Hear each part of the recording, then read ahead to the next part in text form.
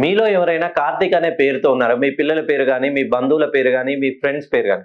కార్తీక్ అనే పేరుకి కష్టాలు ఎక్కువండి. సో చిన్నప్పటి నుండి ప్రతీదీ కష్టపడి సంపాదిస్తూనే ఉంటారు.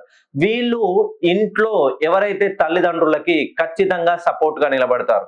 వీళ్ళు ఉన్నత చదువులు, ఉన్నతంగా విదేశాలకు వెళ్లి ఉద్యోగాలు, చదువుల కోసమై వెళ్ళాలని ఆలోచన ఉన్న తల్లిదండ్రుల ఆర్థిక స్తోమతను ఆలోచించి ఇక్కడే మధ్యస్థంగా చిన్న చిన్న ఉద్యోగాలు చేసుకుంటూ 100 మంది నేను కార్తీక్‌లను చూసానండి. 100 మందిలో 80% ఈ ఆర్థిక స్తోమత బాలేక ఇక్కడే ఆగిపోయిన వాళ్ళుంటారు. కార్తీక్ అనే పేరులో బుధ బలం ఎక్కువగా ఉంటుంది. వీళ్ళకి అపారమైనటువంటి మేధాశక్తి ఉంటుంది. ఏదైనా ఒక సమస్య వస్తే ఆ సమస్యను శోధించి సాధించేంత సత్తా కార్తీక్ అనే పేరు వాళ్ళకుంటుంది. కానీ వీళ్ళ జీవితంలో ఆర్థికంగా వీళ్ళు ఏది చేసినా, ఉద్యోగం చేసినా చాలని జీతంతోటే ప్రారంభిస్తారు.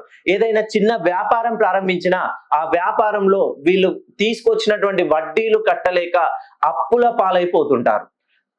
బంధు ప్రీతి ఎక్కువగా ఉంటుంది.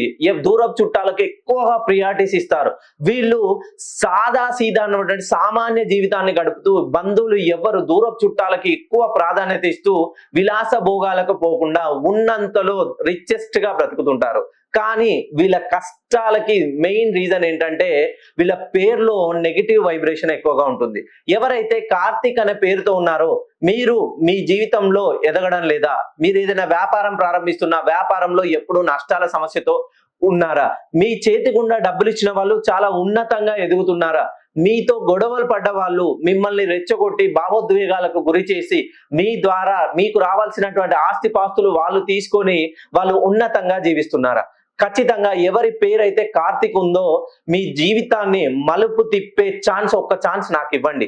ఖచ్చితంగా మీ పేరులోని సంఖ్యాబలాన్ని సరిచేస్తూ మీ జీవితంలో ఏదైతే కోల్పోయారో దానికి 2 రెట్లు సంపాదించేటట్టుగా నేను మీకు నేమ్ కరెక్షన్ ఇస్తాను. నా దగ్గరికి నేమ్ కరెక్షన్ వచ్చిన కార్తీక్లలో 80% కష్టాలకి కేర్ ఆఫ్ అడ్రస్ గా మిగిలిపోతారు.